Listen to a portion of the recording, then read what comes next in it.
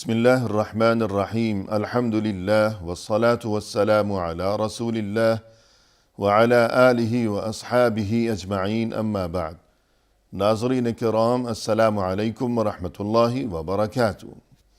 تفہیم دین کی اس بزم کے ہمراہ ہم آپ کی خدمت میں حاضر ہیں۔ آج کی اس ملاقات میں ہمارے ساتھ تشریف فرما ہیں محترم مہمان جناب شیخ سرور عالم صاحب، جو کہ معروف علمی شخصیت ہیں۔ تو آئیے ناظرین، پروگرام میں ان کا استقبال کیا جائے۔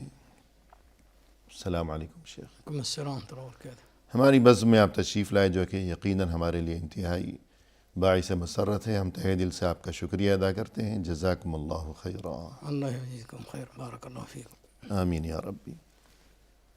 محترم ناظرین، رحمتوں اور برکتوں سے بھرپور یہ ماہ رمضان اور اس کے یہ اختتامی لمحات، نہ جانے آئندہ پھر ہم میں سے کس کو یہ ماہ مبارک نصیب ہوگا اور کس کو نہیں ہوگا۔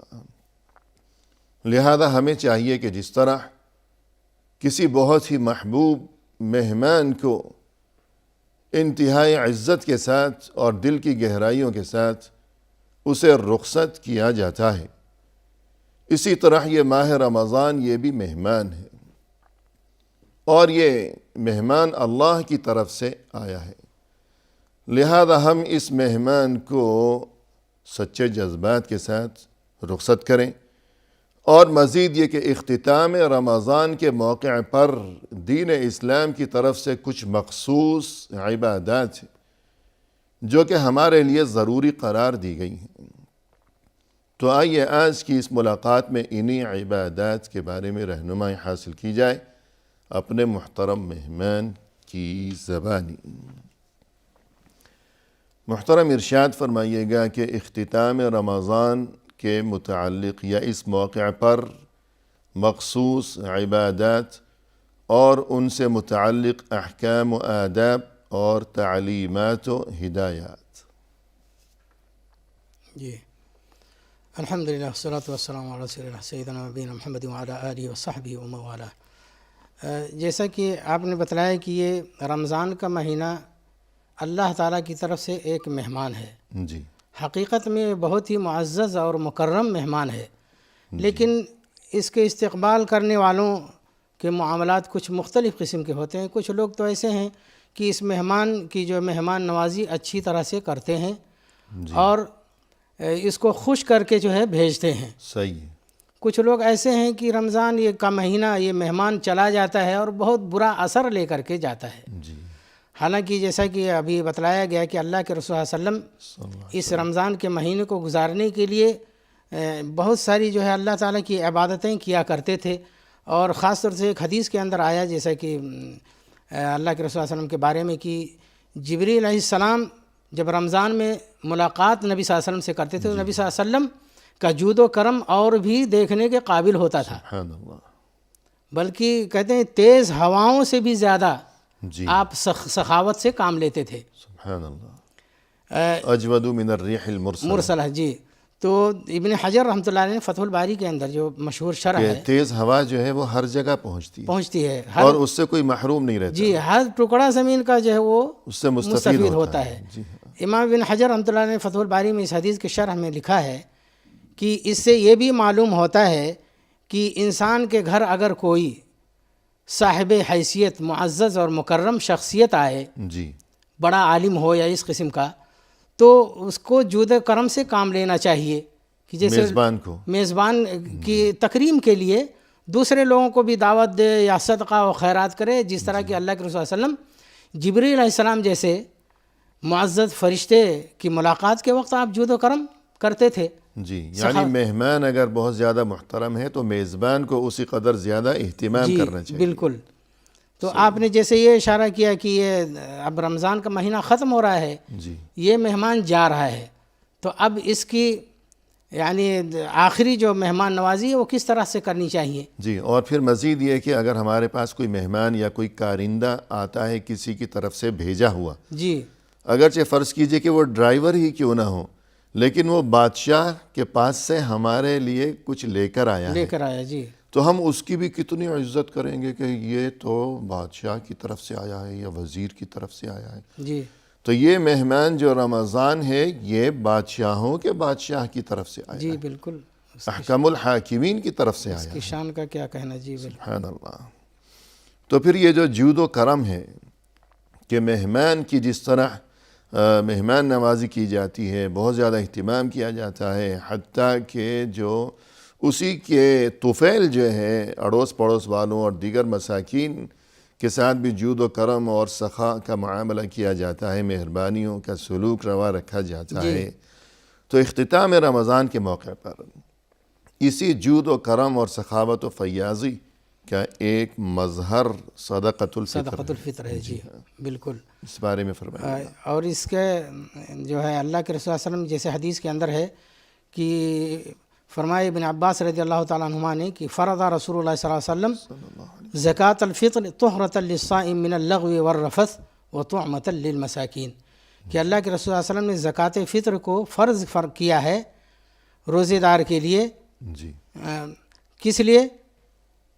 طہرۃ للصائم من اللغو والرفث, جی یعنی کہ روزے دار سے جو کوئی کوتاہی ہو گئی ہے, کوئی نقص ہو گیا ہے, کوئی کمی ہو گئی ہے, اور ضروری نہیں کہ اسے خبر ہو, جی اسے خبر ہو, کوئی یہ نہ سوچے کہ مجھ سے تو کوئی کوتاہی ہوئی نہیں تو میں کیوں یہ دوں صدقۃ الفطر. بالکل بالکل. ایسی بات نہیں ہے, یعنی کچھ نہ کچھ تو ہوا ہوگا, نہیں بھی ہوا تب بھی مزید بہتری کے لیے. ہاں دوسرا یہ بھی ہے کہ کوئی یہ دعویٰ نہیں کر سکتا ہے کہ مجھ سے اس مہمان کی مہمان نوازی میں کوئی کمی نہیں ہوئی. صحیح ہے. جی کمی ہو سکتی ہے, تو اس کی مہمان نوازی میں جو کمی ہوئی ہے جی اس کمی کو پورا کرنے کے لیے اللہ تعالیٰ نے یہ زکوٰۃ فطر کو فرض فرمایا ہے. وطعمۃ للمساکین, اور جیسے کہ آپ نے کہا کہ جب کوئی مہمان آتا ہے معزز اور مکرم جی تو اس کے جو ارد گرد ہوتے ہیں وہ بھی مستفید ہوتے ہیں. صحیح ہے. تو اب یہ جو طعمۃ للمساکین یعنی جو مسکین اور فقیر ہیں جی وہ بھی مستفید ہو جائیں, اللہ تعالیٰ نے یہ انتظام کر دیا ہے. جی ہاں, اس صدقۃ الفطر کے ذریعے عید کے موقع پر ان کا بھی بھلا ہو جائے. بھلا ہو جائے, اور یہ رمضان جو مہمان آیا ہے اس کے طفیل میں ان کا بھی بھلا ہو جائے. صحیح ہے. جی سبحان اللہ. اللہ کے رسول صلی اللہ علیہ وسلم نے آگے اس میں جو حدیث کے اندر ہے کہ من اداہا قبل الصلاۃ فہی زکوٰۃ مقبولہ, کہ جو یہ نماز سے پہلے دے دے گا تو یہ زکوٰۃ مقبول ہے. جی ومن اداہا بعد الصلاۃ فہی صدقۃ من الصدقات, اور جو نماز کے بعد ادا کرے گا تو یہ عام جو صدقہ ہیں اس کے برابر ہوگا. جی اس حدیث سے لیکن یہ بھی پتہ چلتا ہے کہ اگر کوئی کسی عذر سے پہلے نہیں دے سکا ہے, نماز سے پہلے نہیں نکال سکا ہے, تو اس کو بعد میں نکالنا ہے, یعنی معاف نہیں ہوگا. معاف نہیں ہوگا, ہر حال میں اس کو نکالنا ہی ہے. صحیح ہے. لیکن یہ ہے کہ نماز سے پہلے جو نکالے گا تو اس کی وہ مقبول زکوٰۃ ہے. صحیح ہے. اس کی ایک جو ہے مخصوص فضیلت ہے, شریعت کے مطابق ہے اور وہ مقبول ہے.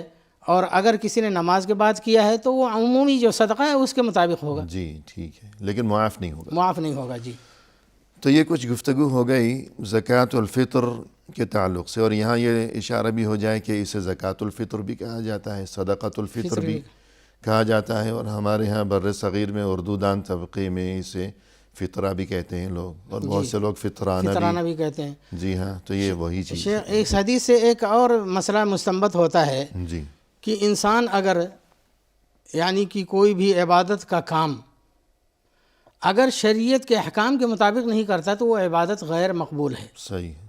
جیسے کہ یہاں پر یہ زکوٰۃ ہے, جیسے کہ اس سے پہلے بھی تذکرہ ہوا تھا کہ علی نور من اللہ, جی کہ اللہ کی طرف سے جو تعلیمات ہیں جو نور ہیں اس کے مطابق عمل ہو. بالکل صحیح. تو آپ نے اس بارے میں جی آپ کیا فرما رہے تھے؟ صدقۃ الفطر یعنی یہ جو دینی احکام اور تعلیمات ہیں ان کے مطابق ہونا چاہیے. یہی تو پہلی بات تو یہ کہ یہ کس پر ضروری ہے؟ جی یہ ضروری ہے ہر اس مسلمان آدمی پر جو آزاد ہو اور اس کے پاس جو ہے ایک رات اور یعنی کہ ایک دن اور ایک رات کے کھانے کا انتظام موجود ہو. صحیح. اس سے اگر زیادہ ہے تو اسے دینا ہے, خود وہ اپنی طرف سے دے گا اور جس کا نان نفقہ اس کے ذمہ ہے اس کی طرف سے بھی نکالے گا. جی یعنی اہل و عیال, جی اہل و عیال, بیوی بچے وغیرہ, بالکل تمام بچوں کی طرف سے جو ہے جی صدقۃ الفطر ادا کرنا جو خاندان کا گھرانے کا سربراہ ہے اس کی ذمہ داری. اس کی ذمہ داری. جی. اور یہ کہ کیا اس کی مقدار ہوگی, کتنا نکالا جائے گا, ادا کیا جائے گا؟ اس کی مقدار ایسی جو حدیث کے اندر آیا ہے کہ 1 صاع جی. جو موجودہ وزن کے 2.5 کلو یا 3 کلو کے برابر ہے. جی ہاں. 1 صاع جو ہے وہ جی. کیا چیز نکالی اور جائے وہ گی؟ چیز کیا نکالی جائے گی؟ جو اس علاقے میں جو غذا ہے، غذا والی چیز جس کو کھا کر کے آدمی جی ہاں. زندگی گزارتا ہے، عام طور پر جو خوراک وہاں کھائی جاتی ہے. خوراک جو ہے. جی صحیح ہے. اسی سے نکالا جائے. یعنی کسی علاقے میں لوگ روٹی کھاتے ہیں، چاول کھاتے ہیں، تو جہاں عام طور پر روٹی کھائی جاتی ہے، آٹا ہے، تو اس حساب سے، اور جہاں جس قوم میں یا جس علاقے میں عام طور پر لوگ چاول کھاتے ہیں تو وہ چاول کے ذریعے جو ہے صدقۃ الفطر ادا کریں گے وہ لوگ. تو یہ چیز ہو گئی اس کی مقدار، یعنی صدقۃ الفطر کی مقدار. تو اس کا وقت کیا ہے، ادائیگی کا وقت؟ اس کا وقت ادائیگی کا کہ نماز عید کے نکلنے سے پہلے. جی، یعنی نماز عید کے لیے جب انسان گھر سے روانہ ہو رہا ہے عیدگاہ کی جانب، تو اس سے پہلے. جی صحیح ہے. اور جائز ہے کہ آدمی 1-2 دن پہلے نکال دے. ٹھیک ہے. 1-2 دن پہلے بھی نکال سکتا ہے. یہ جائز ہے. جی. یعنی اگر اس کے علم میں یہ بات ہو، انسان کو یہ بات معلوم ہو کہ میرا فلاں رشتہ دار جو زیادہ مسکین ہے، پھر رشتہ داری کی وجہ سے اس کا حق بھی زیادہ ہے، لیکن وہ دور ہے، تو اس تک رقم پہنچنے میں یا جس شکل میں بھی وہ نکال رہا ہے، صدقۃ الفطر ادا کر رہا ہے، تو اس تک یہ چیز پہنچنے میں کچھ وقت لگے گا. صحیح ہے. تو یوں وہ رمضان کے آخری دنوں میں اگر عید سے پہلے بھی ادا کر دے تو گویا کہ گنجائش ہے چند دن پہلے. تو ابھی وقفہ لیتے ہیں. محترم ناظرین، فی الحال لیتے ہیں مختصر سا وقفہ، ہمارے ساتھ ہی رہیے گا.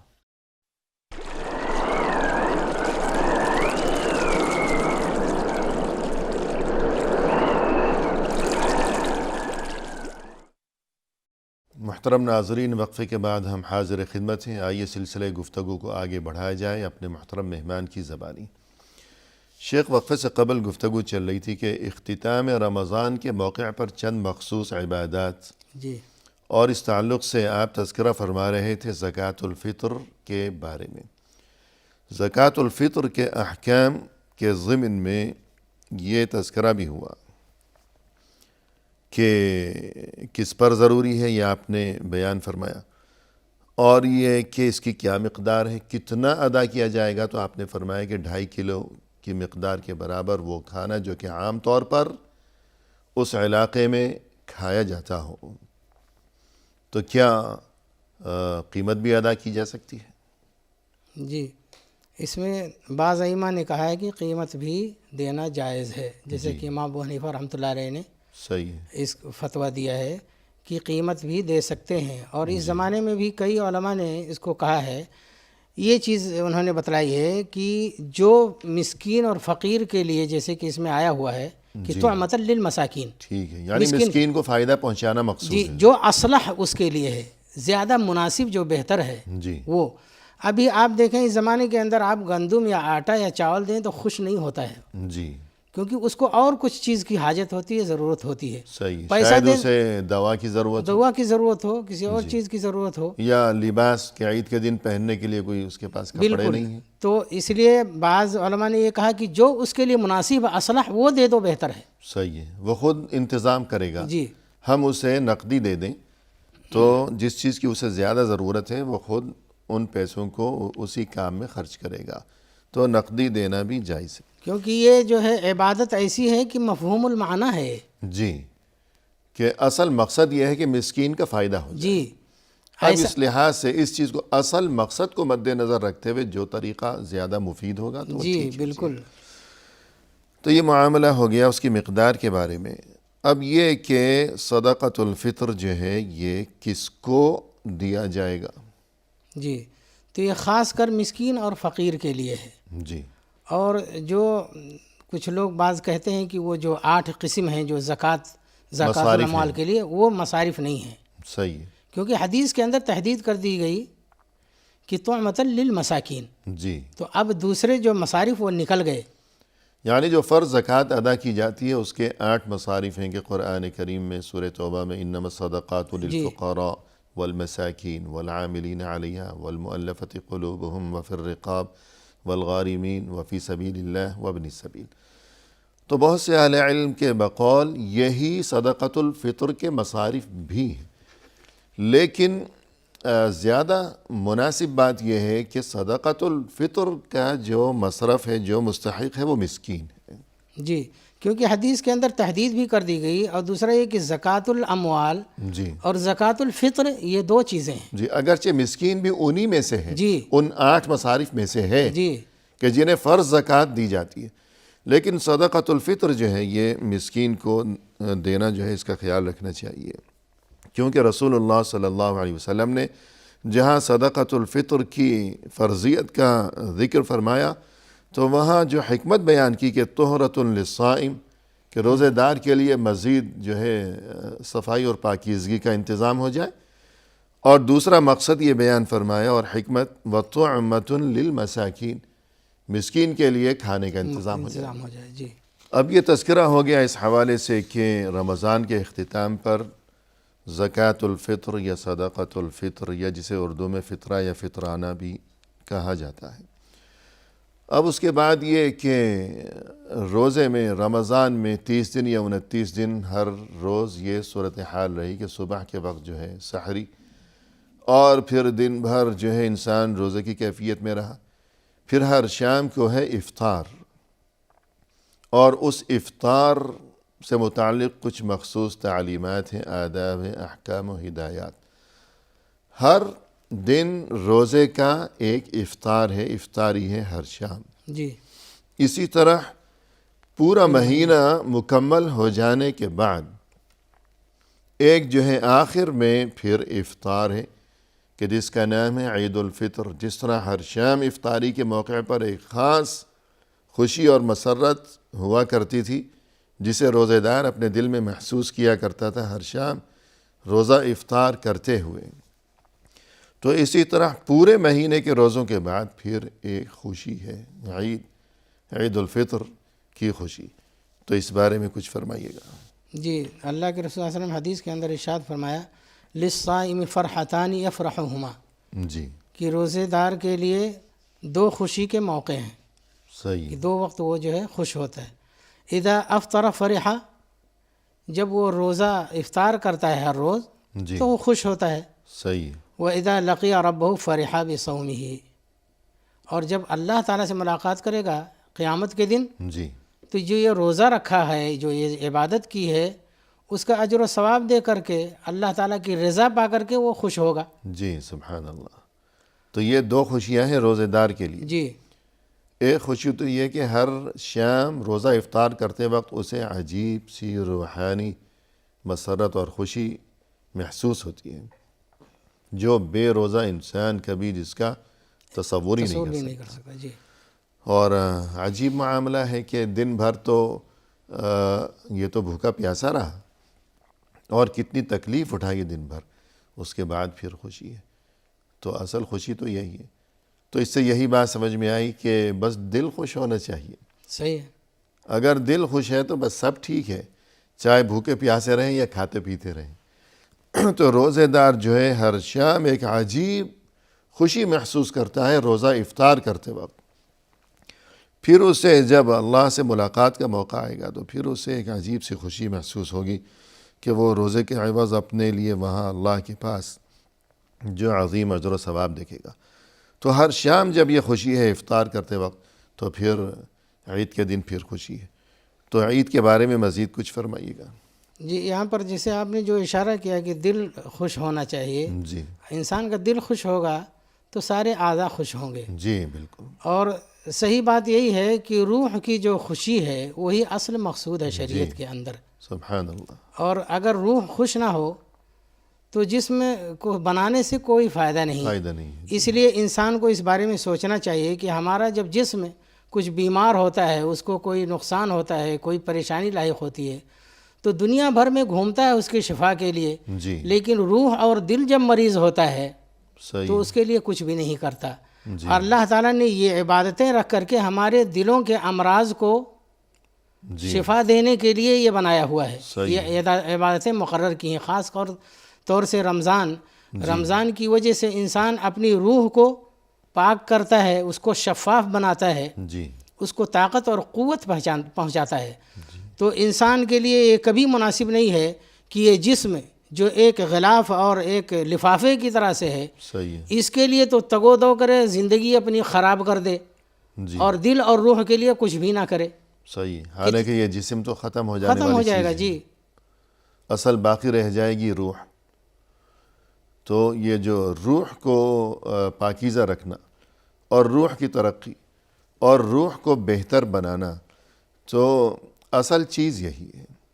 جی اور مزید یہ کہ جس طرح جسمانی امراض انسان کو لاحق ہوا کرتے ہیں دیگر مخلوقات کی مانند، تو جسمانی امراض کے علاج کا جس طرح انتظام کیا گیا ہے کہ سر میں درد ہے تو فلاں گولی کھاؤ، پیٹ میں درد ہے تو فلاں دوا کھاؤ، یا یہ کہ فلاں ڈاکٹر کے پاس چلے جاؤ، حکیم کے پاس چلے جاؤ، تو اسی طرح روحانی امراض جو انسان کو لاحق ہوا کرتے ہیں، تو کیا اللہ نے انسان کو پیدا کیا، پھر اپنے اس بندے کو روحانی امراض کے علاج کے سلسلے میں بس پیدا کر کے چھوڑ دیا بے یار و مددگار کہ تڑپتا رہے؟ نہیں، بالکل نہیں. تو ایسی بات تو نہیں. جی بالکل. روحانی امراض کے علاج کا بھی اللہ کی طرف سے انتظام کیا گیا. جی جس طرح سے جسمانی امراض ہیں جی ان کی شفا کے لیے اسی کی جنس سے جی دوائیں رکھی گئی ہیں. صحیح ہے. روحانی امراض کے لیے اس کی جنس سے دوا رکھی گئی جی ہے. علاج کا انتظام جی کیا. علاج کا انتظام ہے. جیسے کہ قرآن ہے، اللہ تعالیٰ کا ذکر ہے، یہ عبادتیں ہیں، اللہ کی شریعت ہے، جی یہ ہماری روحانی امراض کا علاج ہے اس کے اندر. اور اسی علاج کی خاطر انبیاء کرام علیہ السلام کو مبعوث کیا گیا. جی بالکل. نبیوں کو بھیجا گیا، آسمانوں سے کتابیں نازل کی گئیں. تو انسان کو یہ بات سمجھنی چاہیے کہ اگر مثلا فساد معدہ کی بیماری اسے لاحق ہو گئی تو وہ دوا کھائے گا. جی فساد عقیدہ کی بیماری اسے لاحق ہو گئی تو پھر وہ کیا کرے گا؟ تو اس کا انتظام جو اللہ کی طرف سے کیا گیا ہے، تو انہی انتظامات میں سے ایک چیز یہ بھی ہے کہ ماہ رمضان کا جو پیغام ہے انسان اس کو سمجھے اور اس موقع سے فائدہ اٹھا لے. کسی شاعر نے کہا ہے عربی نے کہ یا خادم الجسم کم تسعى لخدمته اتطلب الربح فيما فيه خسران اقبل على النفس واستكمل فضائلها فانت بالروح لا بالجسم انسان. سبحان اللہ، بہت خوب. یہ بہت بہترین شعر. وہ شاعر کہتا ہے کہ اے جسم کی خدمت کرنے والے، صحیح ہے، اے جسم کے پجاری تم کتنی جو ہے اس کی خدمت کرو گے، جی، اور تم اس سے جو ہے فائدہ چاہتے ہو جس کے اندر تمہارا نقصان ہے اور گھاٹا ہے. جی، کہ جسم کی خدمت میں یہ بھی ہے کہ کھانے پینے کے چکر میں رہنا ہر وقت، سارے وقت کو ضائع کرنا، اور اتنے مہنگے یہ جو بناؤ سنگھار کے سامان، یہ آرائش و نمائش و زیبائش، یہ کاسمیٹکس، اور سینکڑوں ہزاروں کہ یہ پتہ نہیں لپسٹک وغیرہ کیا سامان ملتے ہیں. میک اپ کے. جی تو ٹھیک ہے، حد کے اندر رہتے ہوئے زیب و زینت، کوئی ہم اس کی برائی یا مخالفت مقصود نہیں ہے، لیکن اصل چیز جو ہے وہ اپنی روح کو سنوارنا اور سجانا ہے. صحیح ہے. اب یہ تو ایسا ہی معاملہ ہو گیا کہ کوئی بہت قیمتی چیز جو ہے وہ کسی صندوق میں رکھی ہوئی ہے تو انسان بس صندوق کو ہی پالش کرتا رہا کر، بالکل، اور اندر جو چیز ہے اس کی فکر ہی نہ ہو کہ اسے کوئی اگر قیمتی لباس رکھا ہے تو اسے کیڑا کھا گیا یا کیا اندر کیا صورتحال ہو رہی ہے. تو یہ نادانی کا معاملہ ہے. جو اصل چیز ہے اس کی فکر کی جائے. تو عید سے متعلق کچھ مخصوص باتیں، کچھ تعلیمات، اس بارے میں آپ کیا فرمائیں گے؟ کہ مثلاً یہ کہ رنجشوں کا خاتمہ ہونا چاہیے، خوشی کا موقع ہے، اصلاح ذات البین. جی تو اس بارے میں کچھ فرمائیے گا. جی یہ بہت ہی اہم چیز ہے کہ جو اختلافات آپس کے اندر ہو گئے ہیں، جی، اس کو عید کے دن دور کرنے کی کوشش کرنی چاہیے، اور تعلقات کو مضبوط کرنے کی کوشش کرنی چاہیے.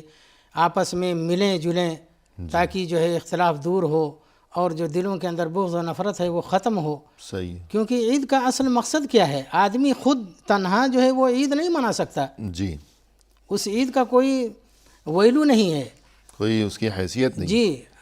عید تو ملنے ملانے ملانے میں صحیح ہوتی جی ہے. بالکل صحیح. اجتماعی یہ چیز ہے، اور جب جس چیز میں اجتماعیت نہ ہو اس میں کوئی ایسی خوشی تو ہو نہیں سکتی ہے. پھر اس سے بھی بڑھ کر یہ ہے کہ جو عید منائی جا رہی ہے تو گویا یہ شکر ادا کیا جا رہا ہے اس بات کا کہ اللہ کی طرف سے ہمیں رمضان کے دوران عبادات اور بالخصوص روزے کی توفیق نصیب ہوئی. جی اب یہ جو عبادات اور یہ روزہ، دو مومن آپس میں ناراض ہوں گے تو ان کی تو کوئی عبادت جو ہے وہ قبول ہی نہیں تو ہوگی. قبول ہی نہیں ہوگی. جی بالکل. تو انسان کو اپنے آپ پر ذرا رحم کرنا چاہیے.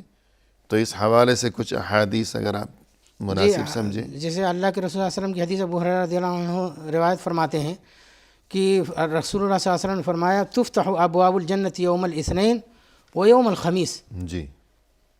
کہ ہر جمعرات اور پیر کو جنت کے دروازے کھولے جاتے ہیں. فیغفر لکل عبد لا یشرک باللہ شیئا، تو اس آدمی کی مغفرت ہو جاتی ہے جو اللہ تعالیٰ کے ساتھ کچھ بھی شرک نہ کرے. صحیح. ہاں.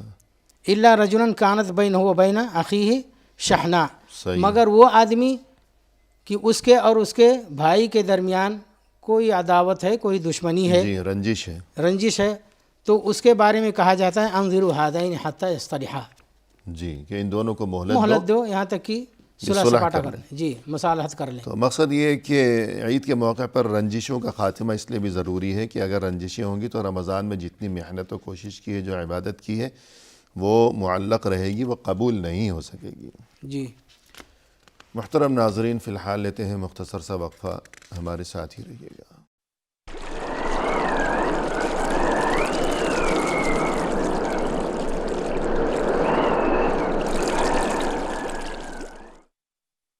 محترم ناظرین، وقفے کے بعد ہم حاضر خدمت ہیں. آئیے سلسلہ گفتگو کو اب پائے تکمیل تک پہنچایا جائے اپنے مہمان کی زبانی. شیخ، وقفے سے قبل گفتگو یہ چل رہی تھی کہ عید الفطر کہ ماہ رمضان کے دوران ہر شام جس طرح روزہ افطار کیا جاتا تھا اور ایک مخصوص مسرت کا وہ موقع ہوا کرتا تھا، تو اب مہینے بھر کے روزوں کے بعد ایک اجتماعی افطار ہے. فطر اور افطار ایک ہی چیز ہے. عید الفطر یعنی افطار کی خوشی. جی. اس سے پہلی بات تو یہ سمجھ میں آئی کہ جس نے روزہ ہی نہیں رکھا تو اس کا افطار کس طرح ہوگا. جی بالکل. یعنی عید الفطر کی یہ خوشیاں اور یہ عید اسی کے لیے ہے جس نے روزے رکھے ہوں ماہ رمضان میں. جس نے روزے نہیں رکھے تو پھر افطار کیسا. اور دوسری بات یہ ہے کہ عید کے موقع پر جو مخصوص تعلیمات ہیں ہمارے دین کی طرف سے، جن تعلیمات سے ہمیں نوازا گیا ہے، ایک بات تو آپ نے ذکر فرمائی کہ آپس میں رنجشوں کا خاتمہ ہو. چونکہ رنجشیں ہوں گی، ناراضگیاں ہوں گی، تو دو مسلمان جو آپس میں ناراض ہوں تو ان کی عبادت قبول نہیں کی جاتی، وہ معلق، وہ لٹکی رہتی ہے تا وقت ہے کہ وہ صلح کر لیں. جی. تو رمضان میں جو اتنے عبادات کی توفیق ہوئی اللہ کی طرف سے، تو انہیں شرف قبولیت نصیب ہو سکے تو اس کے لیے یہ شرط ہے کہ آپس میں رنجش نہ ہو، ناراضگی نہ ہو.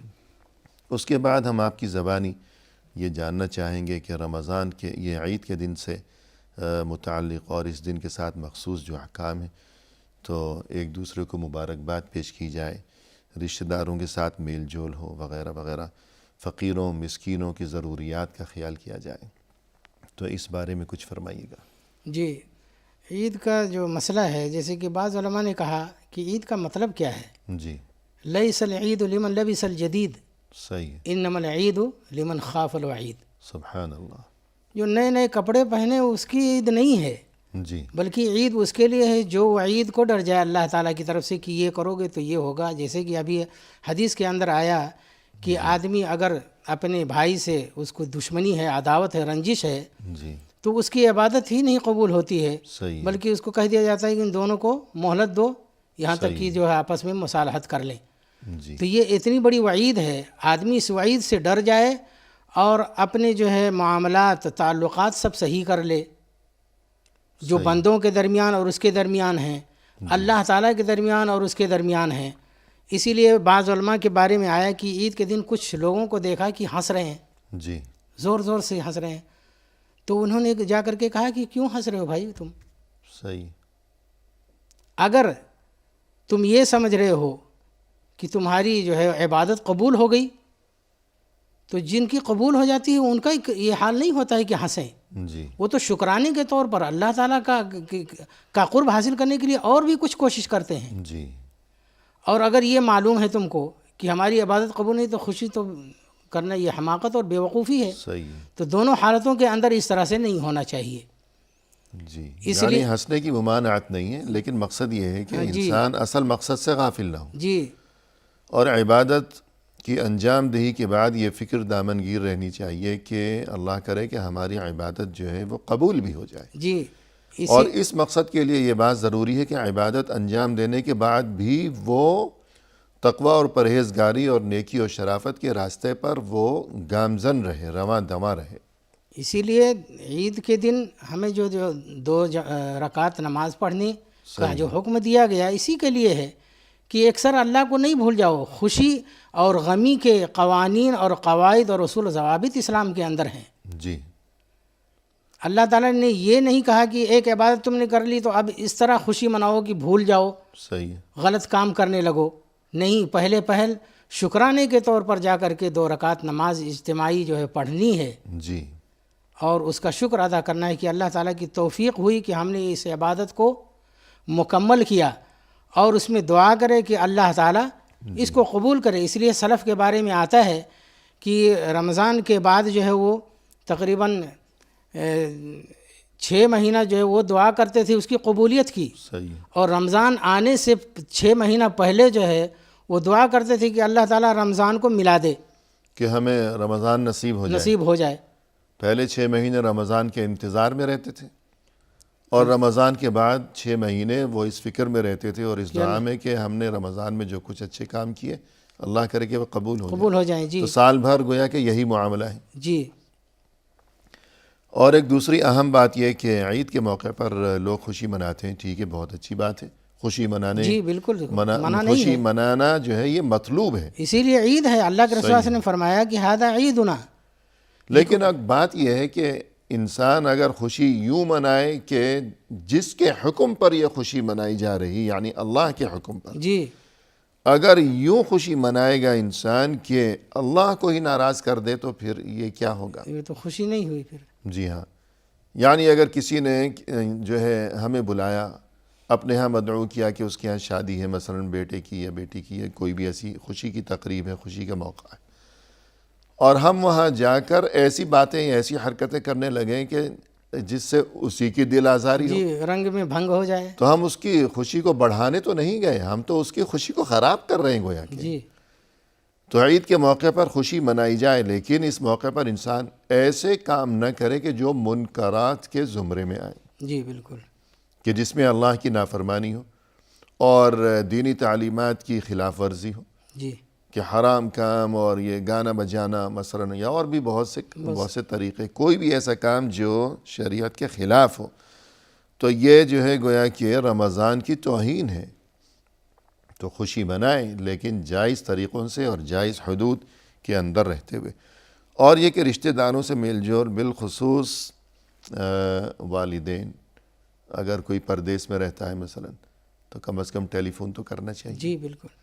تو اس بارے میں مزید خوشیاب کہ بڑوں کی دعائیں لے گا تبھی اصل خوشی جو ہے نا انسان کو خیر و برکت نصیب ہوگی. تو اور یہ کہ مسکینوں کا بھی خیال کرے، ایسا نہیں کہ کوئی امیر ہے تو بس پیسے والوں کے ساتھ ہی اس کا میل جول ہے. اور جیسے کہتے ہیں کہ بہت سے لوگ کھانا کھلاتے ہیں اور کتنے ہزاروں لاکھوں خرچ کرتے ہیں ان لوگوں کو کھلانے کے لیے کہ جنہیں کھانے کی ضرورت ہی نہیں، جی بالکل، جو خود اس سے اچھا کھاتے ہیں، اور پڑوس میں وہ بیٹھا ہوا ہے کہ جو بیچارہ بھوکا پیاسا ہے لیکن اسے کوئی پوچھنے والا ہی نہیں ہے. تو یہ مسلمانی نہیں ہے. تو عید کے دن بالخصوص انسان کو چاہیے کہ جو ضرورت مند ہے تو ان کا بھی خیال کرے، ان کی خیریت دریافت کرے، ان کا حال پوچھے. عام حالات کے اندر اللہ کے رسول صلی اللہ علیہ وسلم نے فرما دیا کہ وہ لیس المؤمن الذی یشبع وجارہ جائع، وجارہ جائع الی جانبہ. جی ہاں، الی جنبہ، کہ وہ تو مومن ہے ہی نہیں کہ جو پیٹ بھر کے کھانا کھائے ہو اور اس کا پڑوسی جو بھوکا ہو جی اس کے پہلو میں. تو یہ عام دنوں کے بارے میں ہے. تو عید کے دن اگر وہ بھوکا پیاسا رہے صحیح. اور اس کے پاس کھانے پینے کا انتظام نہ رہے تو یہ تو بہت بری بات ہو گئی. کیونکہ عید کے موقع پر یہ ہوتا ہے کہ اگر عید الاضحیٰ ہے تو گوشت، اور اگر عید الفطر ہے تو سویاں یا شیرینی وغیرہ ادھر ادھر اڑوس پڑوس میں رشتہ داروں میں ایک دوسرے کے ہاں یہ چیزیں بھیجی جاتی ہیں. جی تو اس لیے ہم یہ گزارش کرنا چاہتے ہیں کہ ٹھیک ہے رشتہ داروں کو بھیجا، دوستوں کو بھیجا، پڑوسیوں کو بھیجا، لیکن غریب کا بھی خیال کیا جائے. محلے میں جو کہ غریب ہے تو اس کو انسان فراموش نہ کرے، یہ نہ سوچے کہ ہمارا اس سے کیا لینا دینا، اور یہ کہ ہمارا مقام و مرتبہ سوسائٹی میں، معاشرے میں کچھ اور ہے، اس کا کچھ اور ہے، اور یہ کہ ہم تو فلاں ہیں اور فلاں ہیں، ایسے ہیں اور ویسے ہیں، اور یہ تو بیچارہ جھگی نشین ہے تو ہمارا بچہ اس کے ہاں جائے گا دینے کے لیے. تو یہ انسان کو اللہ سے ڈرنا چاہیے. اللہ کی مرضی ہوتی تو یہ اس کی جگہ شاید جھگی میں ہوتا، جھونپڑی میں ہوتا. تو غریبوں کا ضرور خیال کرنا چاہیے ہمیشہ، بالخصوص عید کے موقع پر. تو اور بلکہ ایک حدیث بھی میرے ذہن میں آ رہی کہ عام جو ایک تعلیم ہے کہ وہ کچھ ہے نا کہ بئس طعام الولیمہ جی یدعا الاغنیاء، اور یہ کہ بالکل کچھ اس طرح حدیث ہے. جی جی کیا ہے وہ، کچھ فرمائیے گا. اس میں یہی ہے کہ یہ ولیمہ یا دعوت بہت بری دعوت ہے کہ جس کے اندر جو ہے مالداروں کو بلایا جائے اور فقیروں کو محروم رکھا جائے. صحیح ہے. جی ہاں، یعنی مالداروں کو بلانے میں کوئی حرج نہیں ہے. حرج نہیں ہے، لیکن ان کے ساتھ ساتھ فقیروں کو بھی جی کچھ کھلا دو، ان کو محروم نہیں رکھو. صحیح ہے. جی ہاں. ٹھیک ہے. تو عید کے دن کے ساتھ مخصوص جو اسلامی آداب اور تعلیمات و ہدایات ہیں ان میں سے ایک اہم بات یہ ہو گئی کہ انسان اس دن رنجشوں کا خاتمہ کرے، لوگوں سے، رشتہ داروں سے میل جول ہو، اور ایک دوسرے کو مبارکباد پیش کی جائے. بالخصوص والدین اگر حیات ہوں تو انسان انہیں سلام کرے، ان کی خدمت میں حاضری دے، اور اگر دور ہوں تو کسی بھی طرح ان سے رابطہ قائم کرے، ان سے دعائیں لے اپنے لیے، اور غریبوں مسکینوں کا بھی خیال کرے اور ان کی دعائیں لے. عید کا دن گزر گیا، کیا بس معاملہ اور اللہ سے دوستی اور رشتہ یہ بس اب یہ معاملہ ختم ہو گیا، یا عید کے بعد بھی کچھ کرنا چاہیے؟ عید کے بعد بھی جو اللہ تعالیٰ کے ساتھ تعلق ہے وہ تو ہونا ہی چاہیے. جی خاص کر عید الفطر کے بعد، جیسے کہ حدیثوں کے اندر آیا کہ اللہ کے رسول صلی اللہ علیہ وسلم نے فرمایا کہ من صام رمضان ثم اتبعہ ستا من شوال صحیح ہے. کان کصیام الدہر، کہ جس نے رمضان کے روزے رکھے اور عید کے بعد پھر اس نے شوال کے 6 روزے رکھے جی تو گویا کہ اس نے پوری زندگی جو ہے روزہ رکھا. سبحان یعنی ہر سال اگر ایسے کرتا رہا جی تو گویا کہ عمر بھر وہ روزہ رکھتا رہا. سبحان اللہ، کتنی بڑی خوشخبری. کتنی بڑی خوشخبری. اور بعض حدیثوں کے اندر مرفوع حدیث، صحیح حدیث کے اندر آیا ہوا ہے، اس کی تفسیر بھی کی جیسے رمضان 10 مہینے کے برابر ہو گیا. صحیح. کل حسنۃ بعشر امثالها ہے، ہر نیکی کا 10 گنا. جی من جاء بالحسنۃ فلہ عشر امثالها. تو رمضان کا مہینہ 10 مہینے کے برابر، اور 6 دن جو شوال کا ہے یہ 60 دن کے برابر. صحیح ہے. تو 2 مہینہ ہو گیا یہ، اور 10 مہینہ وہ 12 مہینہ ہو گیا، یعنی پورے سال گویا کہ اس نے روزہ رکھا.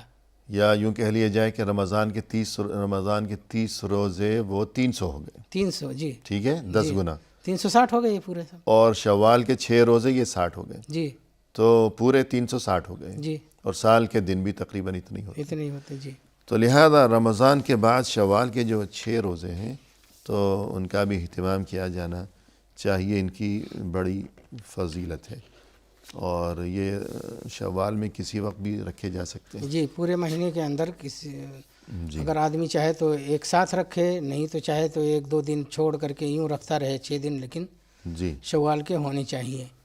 تو یہ جو 6 روزے ہیں شوال کے، تو اس کی جو بڑی فضیلت ہے وہ اپنی جگہ، لیکن مزید اس میں جو حکمت پوشیدہ ہے تو وہ یہی ہے کہ انسان یہ نہ سوچے کہ رمضان کے بعد جو ہے معاملہ ختم ہو گیا. رمضان کے بعد بھی اللہ کے ساتھ جو تعلق ہے، جو رشتہ ہے، اور پھر یہ کہ کسی بھی عمل صالح کی قبولیت کی ایک علامت یہ ہوا کرتی ہے کہ انسان نیکی کر کے پھر دوبارہ نیکی کے راستے پر ہی رہتا ہے. قائم و دائم رہے. جی اور اگر نیکی کر کے انسان پھر برائیوں کی طرف لوٹ گیا تو یہ اس بات کی علامت ہوگی کہ وہ نیکیاں یا وہ اچھے اعمال اللہ کے ہاں گویا مقبول نہیں ہو سکے. تو رمضان کے بعد انسان اگر برائیوں کی طرف لوٹتا ہے تو گویا وہ اپنی رمضان کے دوران جو اچھے کام کیے ہیں ان کو برباد کر رہا ہے۔ بعض علماء نے یہ بھی کہا کہ اس 6 روزے سے بھی شوال کے جی اس سے بھی مطلب یہ ہوتا ہے کہ رمضان کے اندر کوئی نقص اور کمی ہو صحیح ہے، تو اس کی تلافی اس کی تلافی اس جس سے طرح ہر فرض عبادت کے بعد نفل عبادت اسی لیے رکھی گئی جی۔ کہ کچھ اونچ نیچ ہو اور تو اس کی ایک تلافی ہو حکمت جائے۔ یہ بھی ہے کہ انسان 6 روزے بعد میں جیسے رکھتا ہے یا رمضان کے بعد جو نوافل بعض آتے ہیں صحیح ہے، تو وہ رکھنے کی وجہ سے گویا کہ انسان یہ بتلا رہا ہے کہ رمضان کے روزے سے میں اکتا نہیں گیا ہوں کہ اب روزہ نہیں رکھنا کہ ہے۔ ایسا نہیں کہ میں بڑا منتظر بیٹھا ہوا تھا کہ جی صحیح کہ کب جو ہے رمضان پورا ختم ہو۔ ہاں، پروگرام کے اختتام پر ہم تہ دل سے آپ کے شکر گزار ہیں، آپ تشریف لائے، آپ نے نہایت عمدہ انداز میں رہنمائی فرمائی۔ ہماری دعا ہے کہ اللہ تعالیٰ آپ کے علم میں، آپ کے عمل میں اور یہ کہ آپ کی عمر میں مزید خیر و برکت عطا فرمائیں۔ جزاکم اللہ خیر، آمین، بارک اللہ فیکم، جزاکم اللہ خیر۔ آمین یا ربی۔ اسی کے ساتھ ناظرین کرام، اختتامی موقع پر تہ دل سے ہم آپ کا بھی شکریہ ادا کرتے ہیں کہ آپ نے ہمارا یہ پروگرام دیکھا، اور اس دعا کے ساتھ کہ اللہ کرے کہ ہمیں آئندہ بھی بہت سے رمضان نصیب ہوں، اور ہمیں اللہ کی طرف سے توفیق نصیب ہو کہ ہم آئندہ بھی ہمیشہ رمضان کے موقع پر ہر سال خیر و برکت کا سامان اپنے دامن میں سمیٹ سکیں، اور اللہ تعالی ہمارے ہر عمل کو اپنی بارگاہ میں شرف قبولیت سے نوازیں۔ اسی کے ساتھ ہمیں دیجیے اجازت، فی امان اللہ، وآخر دعوانا ان الحمد للہ رب العالمین۔